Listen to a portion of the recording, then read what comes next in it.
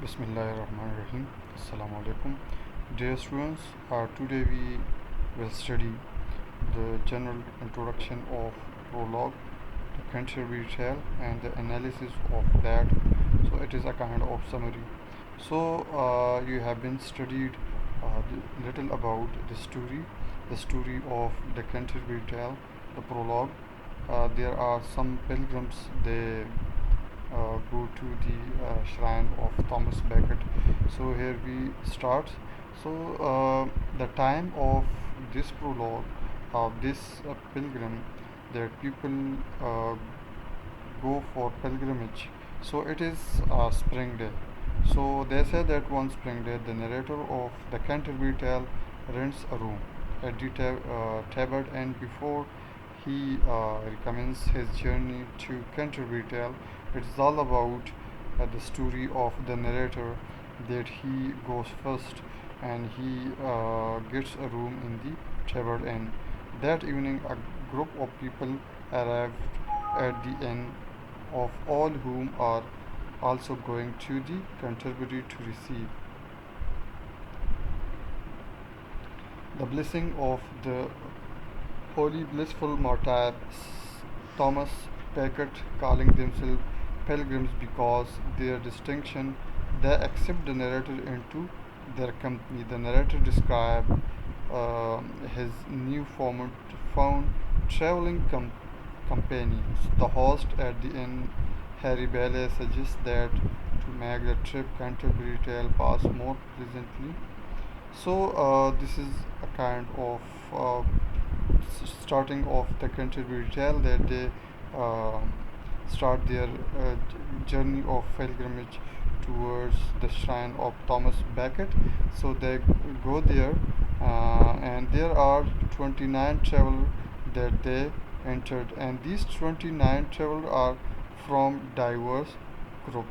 So when they come together towards the uh, Thomas Becket, to the shrine of Thomas Becket. So they share the story of each other, and they learn something about from their experience, from the experience of other. So that's why the primary function of these opening lines is to provide a physical setting and motivation for the Canterbury pilgrimage.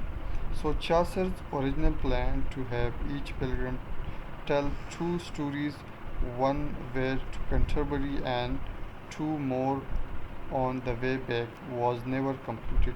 So we have tales only on the way to Canterbury, and the prologue are portraits of all levels of English life. The order of portrait is important because it provides a clue as the social standing of different occupations. The pilgrims presented at first are represented of the highest social rank, the social rank descending with every new pilgrim introduced. Uh, the highest in the social rank are the representative of the aristocracy, mean they are from rich, and are those with the pretensions towards nobility. First in this group are the knight and his household, including the squire. I think the squire is the son of the knight. The second group within those of the highest social standing, including the prioress, the monk, the friar, who ought to be of the lower class, but who, as the pious beggar, has begged so well that his prosperity ironically slips him into the company of nobles. Of these pilgrims, probably one, the knight, and his son, the squire, qualify as true aristocrat, both outwardly and inwardly. The gentleness, the refinement resulting from good breeding of the prioress and the monk is largely external and affected.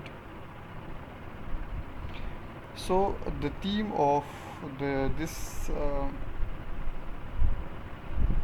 Canterbury L to the perseverance of courtly love. It is related to the knight, the story of the knight, and the phrase courtly love refers to a set ideas about love that was enormously influential on the literature and culture of the Middle Ages. So it was the culture of medieval age, and it was started with the knights and their beloved.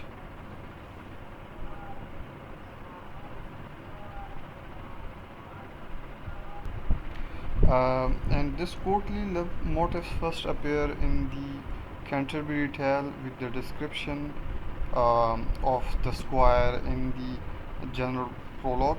The squire's role in the society is exactly that of his father, the knight, except for his lower status. But the squire is very different from his father in the incorporates the ideals of courtly love into the interpretation of his own role. Uh, Indeed, the squire is practically a parody of a traditional courtly lover. The description of the squire is establishes a pattern that runs throughout the journal prologue. So this is a kind of perseverance of the courtly love, and it is related to the story of knight and his blood. But the symbol of courtly love, there are two symbols. One is the knight, and one is his son Squire. But Squire is a kind of not too much true related to the courtly love as his father. His father did love to the court, and he served each and everything for the court. Uh, the importance of the company is also a very important for the theme that Chaucer, the narrator, tells us that they guard the company of so much important people of their time. They are from diverse societies, and their role, the way they talk, the way they behave, all things had been observed, and it has been characterized in the poetry of prologue. So it was also very important. Another very important thing that is the corruption of the church. I told you that there is a summoner, there is a partner. So, like these characters, they collect some money from the people, and they say that they are free from their sins. Like this, there are so many other hypocritical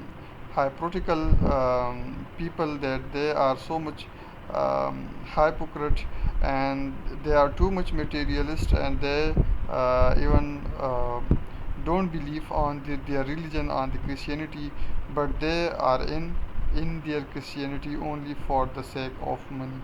So this is related to the prologue, that it is all about the story of 29, 27 pilgrims, and they go to the Tabard Inn.